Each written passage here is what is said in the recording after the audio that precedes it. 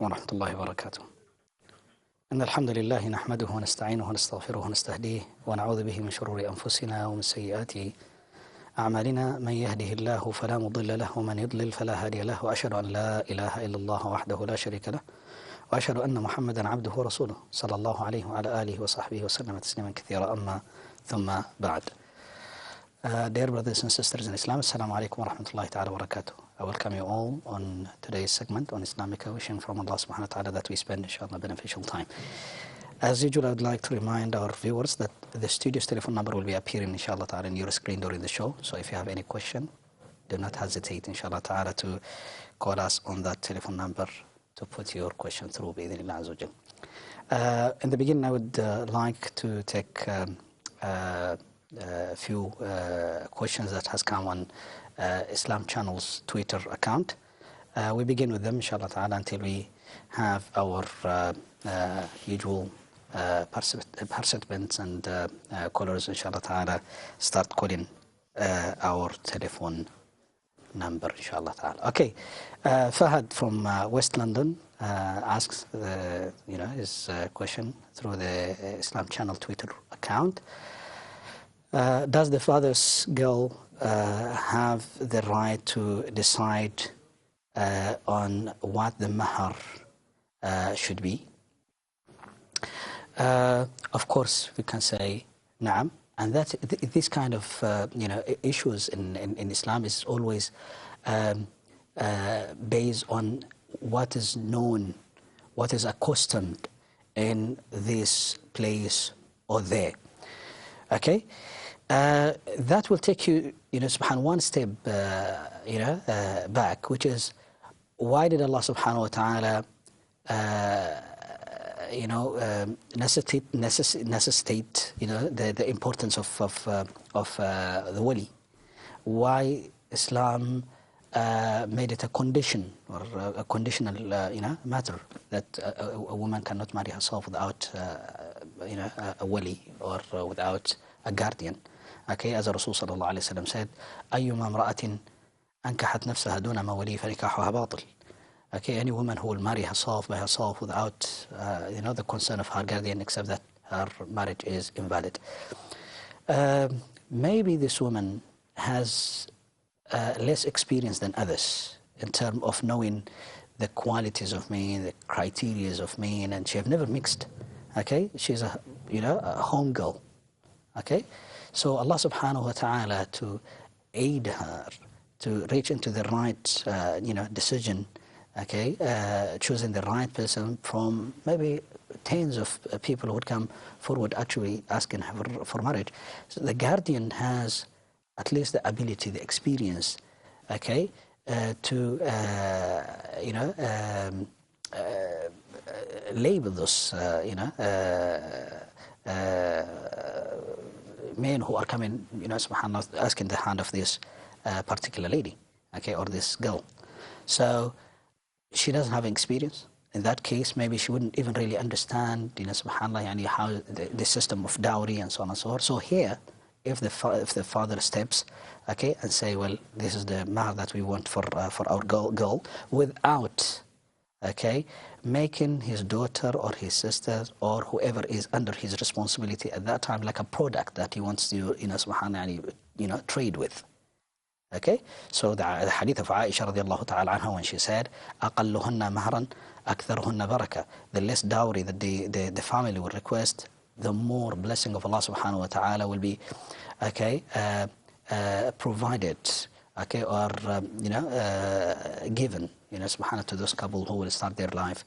Okay, bearing in mind on easing inshallah ta'ala, this on both sides. So yes, it is acceptable, especially if the girl, as we said, has no previous experience on dealing with such things, and she doesn't have that much, knowledge.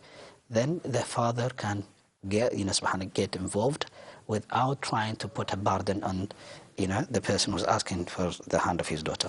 The next question, it was, okay, we are again, inshallah ta'ala, taking another question from the Islam Channel Twitter account. Okay, the question is, what was the name of the Prophet Muhammad sallallahu alaihi wasallam's first wife, and what was her, what was her age at the time that Rasul sallallahu alaihi wasallam, married her? It was Khadija bint Khuwailid, radiallahu ta'ala anha, a very rich woman in Mecca. And she was married before Rasulullah sallallahu alaihi wasallam twice, and she was a widow when Rasul sallallahu alaihi wasallam married her, and she was 40 years old, and Rasul sallallahu alaihi wasallam at that time was 25 years old. Okay.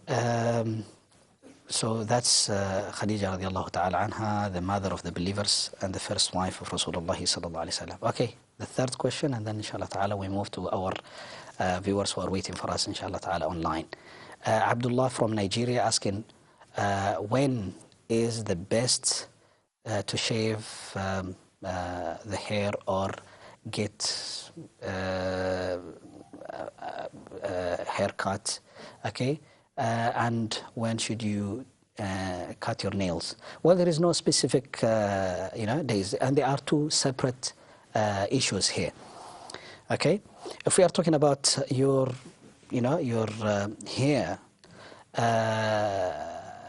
your visible hair, you can leave it as long as you wish. It doesn't matter. Remember the hadith of Rasulullah sallallahu alaihi wasallam when he said, من كان له شعر فليكرمه. Whoever decided in fact to subhanallah belong his hair, then let him be generous with it. Means like let him take care of it, clean it, okay, and comb it, and regularly inshallah ta'ala you need to treat it so that it does not lead you to any kind of inconvenience.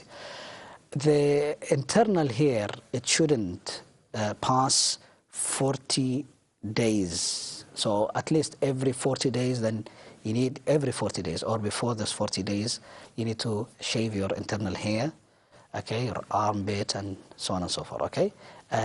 So Rasul sallallahu alaihi wasallam limitized, or he dedicated subhanallah limits for this, which is at least within the 40 days. Nails, of course, maybe you might do it, subhanAllah, in a weekly basis, but at least it shouldn't pass, inshallah ta'ala, again, okay, that period, in case if we want to link it, inshallah ta'ala, to, the internal hair. So, I hope, inshallah ta'ala, we've answered the question. Okay, let me take, inshallah ta'ala, live calls from our viewers who are online waiting for us. Okay, let me take the first caller. Okay, Assalamu alaikum. Assalamu alaikum. Assalamu alaikum, caller. Assalamu alaikum. Assalamu alaikum. Wa alaikum assalam wa rahmatullah. Sheikh, I would like to ask you two questions, please. Okay, go ahead. The first question is it okay to cut nails when you are on period? Okay. And also, when you fasting, if your baby or your child makes you angry, okay, then you shout. If you are fasting, okay. And then does your fasting, valid or not? Okay. Yeah, I would like to know, because I was fasting on Thursday, and then my child made me angry, so I was shouting on him. Okay. Then I'm just also a little bit. Okay, inshallah, don't worry. You will answer you will have the answer, inshallah ta'ala. Jazakallah khairan. Okay,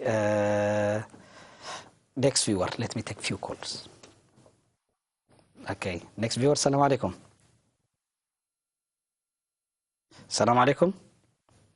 Wa alaikum assalam wa rahmatullahi wa barakatuh. Yes, my sister, you're on air. Yes, okay. My question is about funeral. I have my husband's family are non-Muslim, and a family member died. Okay. And they have funeral. And what is really the ruling as a Muslim woman? What should I do? And I have children as well, too, 11 and 8 years old daughters. and I think they expect us to attend. So what should I do? What is really? So we are talking about, should I go there? Yeah. Okay. Yeah. Should I go there, or which place can I go if I go? Okay. Jazakallah khair, inshallah ta'ala. Okay. Next viewer. Assalamu alaikum. Assalamu alaikum. Alaikum assalam wa rahmatullahi wa barakatuh, Sheikh. Yes, my brother. Alaikum assalam wa rahmatullahi wa barakatuh. Yes, my brother. Actually, Sheikh, I've got one question, please. Okay. I'm just want to know about it's a bid'ah, right? I'm just want to know what's the difference between the bid'ah al-ibadi wa bid'ah al-aqidah. Okay. So if you advise me, or just can you explain me between them two, please? Okay. Iyakum. Jazakallah khairan for being very humble in your question, inshallah ta'ala.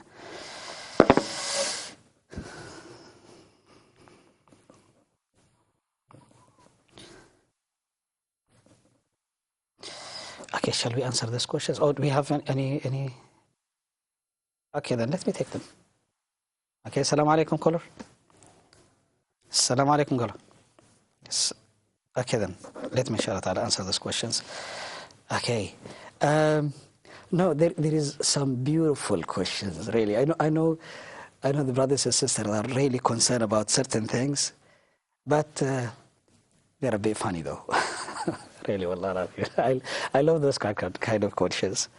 Really, when the sister comes to say, are we allowed to cut our nails while, is a woman allowed to cut her nail when she is in her menses? So beautiful question, really, wallahi. Okay, you'd say, why would you ask this question? Because you'd say, you know what, we hear all this, comments from other Muslims. What happened to me? I don't know if I shared this with you or not. In Arafah, the day of Arafah, people are busy making dua, and then I saw a few women.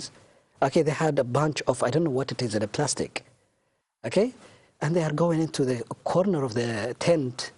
Okay, digging and putting something here, and then they go there. I said, what are they planting? I thought, subhanAllah, maybe this is, a special fruit that does, and seeds for certain, type of trees. And look into my imagination. I thought, subhanAllah, they are trying to plant it here, so in about 10 years it will be a tree, and then people, they will come and sit under the shade of this tree. MashaAllah, what a great reward they are thinking of, mashallah, and they in Arafah.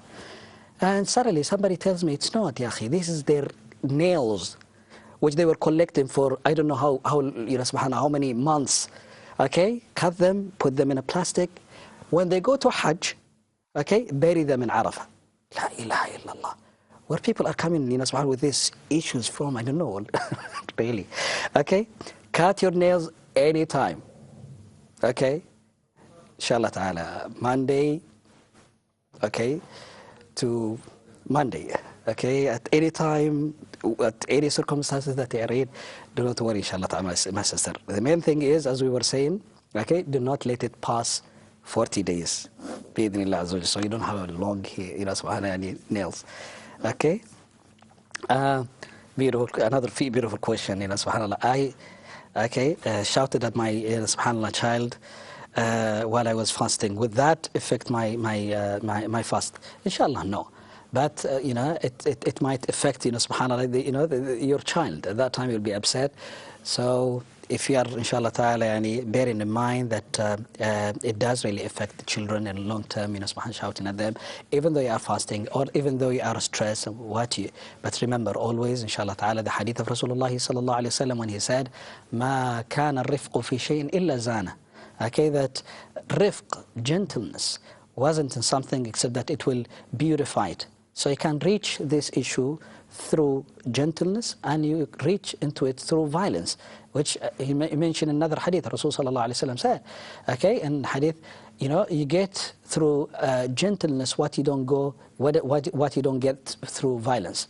So inshallah ta'ala, you'll get the same thing, the same attitude that you want from your child, the same response, okay? Maybe by shouting and shutting his mouth, by shouting at him and this, but it would be more better, inshallah ta'ala, if you get it through the other way, by being patient and listening to him to, subhanAllah, a few seconds, and, maybe hugging him at that time and instructing him. Indeed, definitely, you will get to the same result, okay, but through two different methods, and the best one is when you are gentle, inshallah ta'ala. Okay, janaza, the sister was asking, okay, if there is a funeral within, subhanAllah, the family, what should a woman do? Okay, of course, there is nothing that stops a woman from, subhanAllah, giving her aid and support, to the family of the deceased. Okay, and this is where, subhanAllah, this the community interaction, subhanAllah, and its importance come in Islam. What we call at-tadamun al-ijtima'i, subhanAllah, the communal, union that Allah subhanahu wa ta'ala have urged actually to be maintained, especially in such occasions. Okay, but indeed a woman is not allowed to follow the janazah, until the graveyard. Otherwise, before that, okay, to go to the family and give her condolence and help them, especially, okay, what can we do? You see, Rasul sallallahu alaihi wasallam used to advise the companions. In fact, if there is such incident, it occurred in one's house and one's family, they will be in such a state of devastation and grief that maybe they might not be able even subhanAllah, to cook and feed themselves. Okay, so Rasul sallallahu alaihi wasallam used to say to the extended family, to the friends who are around them, either cook the food in their houses and take it to them, or go to their houses, okay, or to the house of those people or subhanAllah, grieving, okay, and cook for them and look after them at that time and make them just relax and sit, and you will subhanAllah, take over on the responsibility of running their house during this period of time. So again, look into subhanAllah, how Islam actually try to strengthen the bondage between the members of one community. So a person should not suffer alone in case if they are facing such disastrous situation. Okay, so anyway, we will be going for a short commercial break, inshallah ta'ala. I'll see you when we come from there. Remain with us. See you soon. Assalamu alaikum wa rahmatullahi ta'ala wa barakatuh. يا أيها الذين آمنوا أطيعوا الله وأطيعوا الرسول وأولي الأمر منكم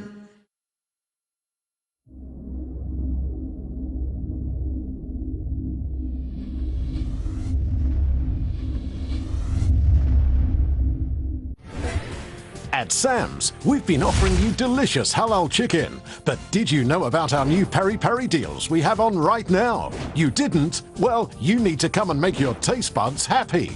Try our tasty peri-peri chicken wraps, 2 for £4. Or our peri-peri quarter chicken meal and get a quarter chicken free. Or maybe our 6 peri-peri wings offer and get salad or rice free. Giving you more for less. Sam's, the home of great tasting chicken.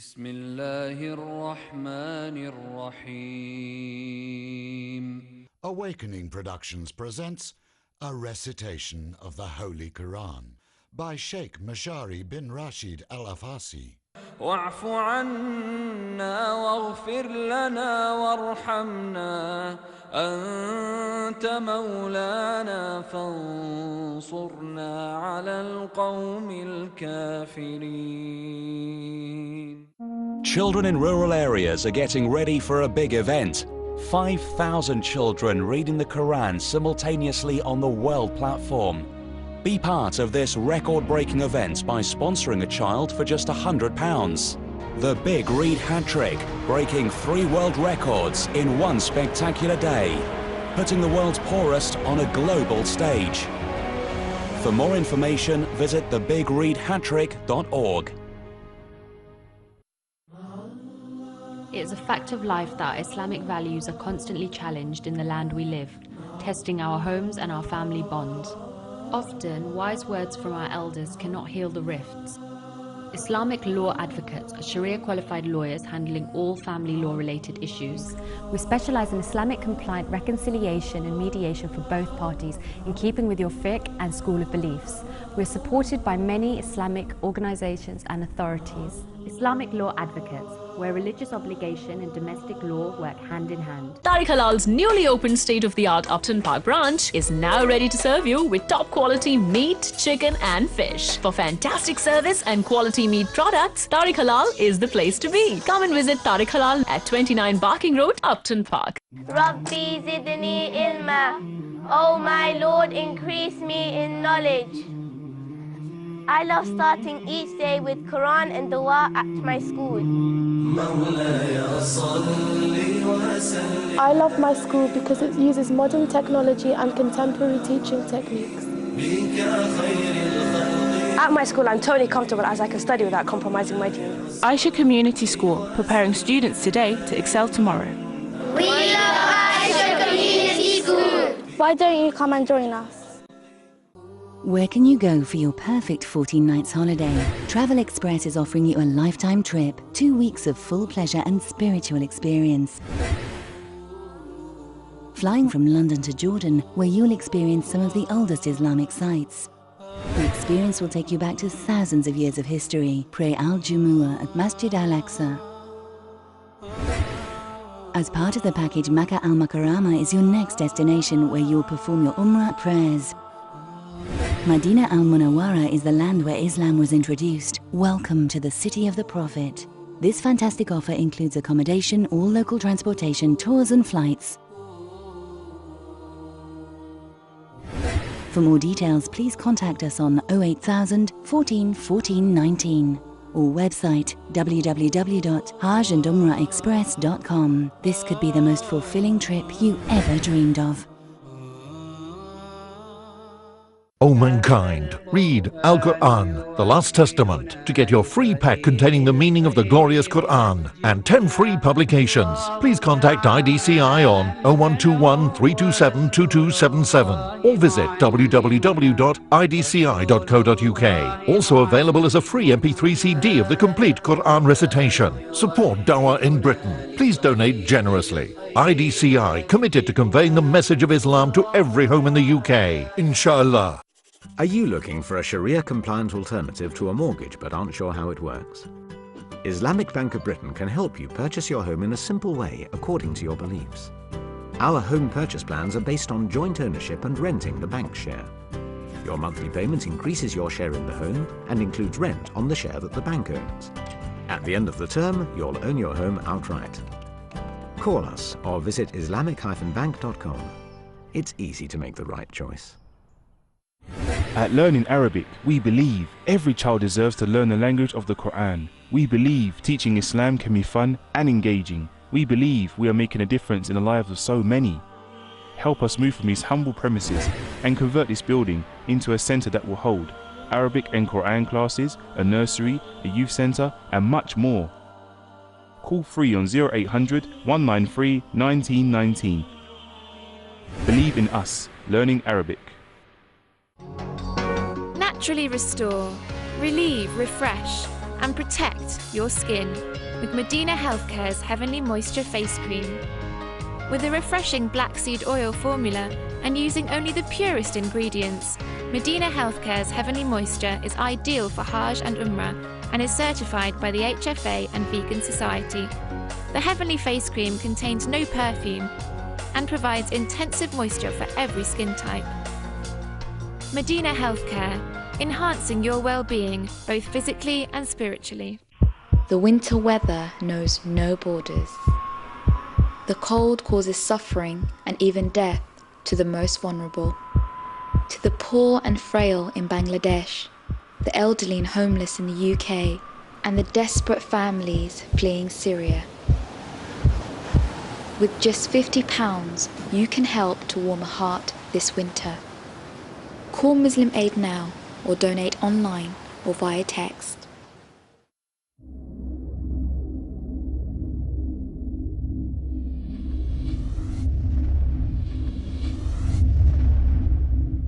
يا أيها الذين آمنوا أطيعوا الله وأطيعوا الرسول وأولي الأمر منكم.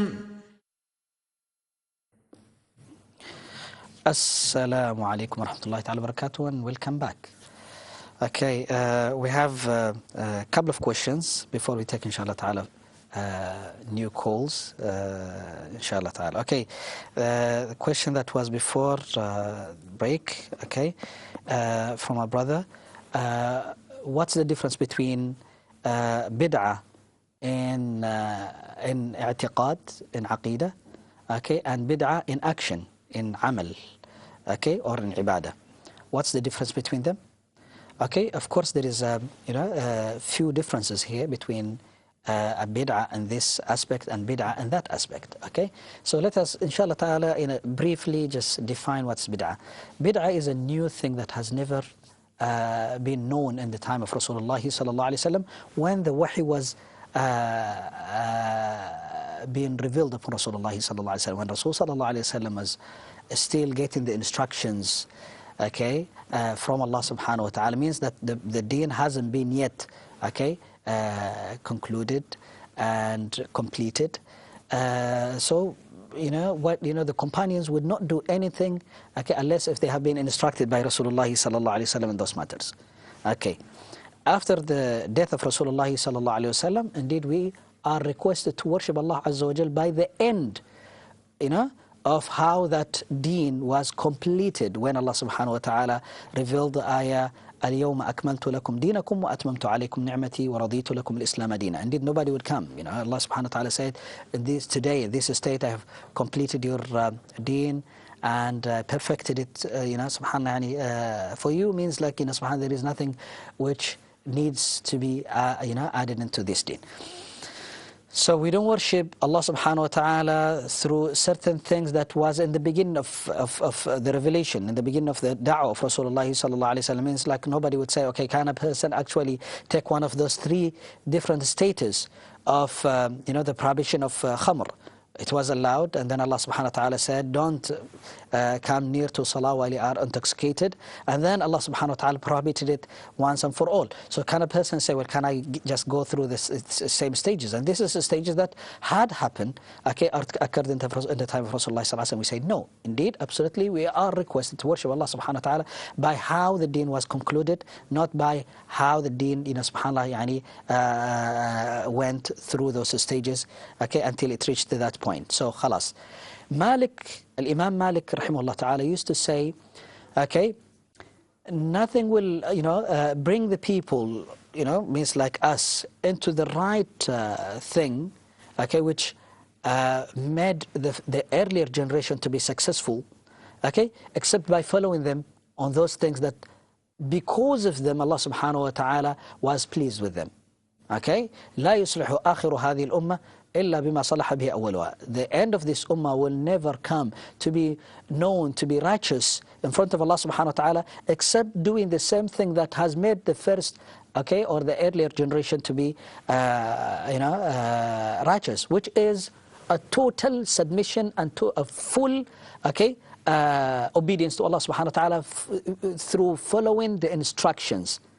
طيب, even Rasulullah sallallahu alayhi wa sallam, okay, Allah subhanahu wa ta'ala have commanded him to follow, and he, okay, introduced himself to us, okay, that he only follows what Allah subhanahu wa ta'ala commanded him. So we follow what we have been instructed, okay, to do. We don't innovate anything from us. So any innovation in action, okay, that have never been known in the time of Rasulullah sallallahu alaihi wasallam. Neither Rasulullah sallallahu alaihi wasallam did such thing, or neither the companions, okay, did such thing.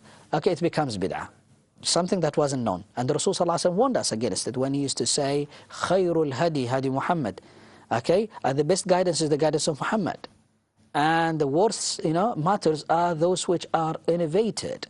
And every innovation shall lead a person to the hellfire. So innovation, if it is on the aspects of faith, believing certain things on aspects that was never taken as a part of faith, aspects in the time of the companions, then we are not allowed today to believe in such things.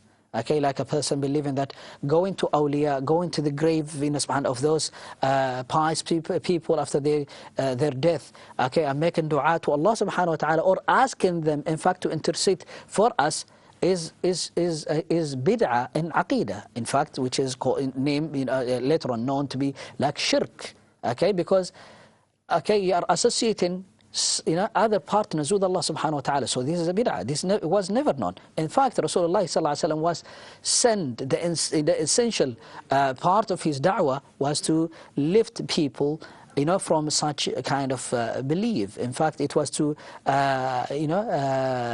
rescue people from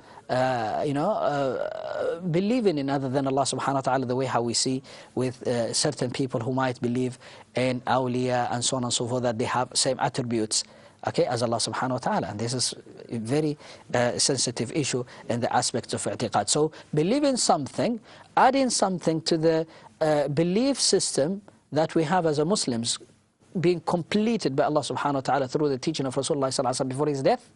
Okay, somebody will come and add something that was never known in the time of Rasulullah sallallahu alaihi wasallam in the aspects of i'tiqad. And this is, it is eminent. Okay, and that could, take a person out of Islam. Okay, bid'ah in i'tiqad. But bid'ah in amal, yes, it might be a major,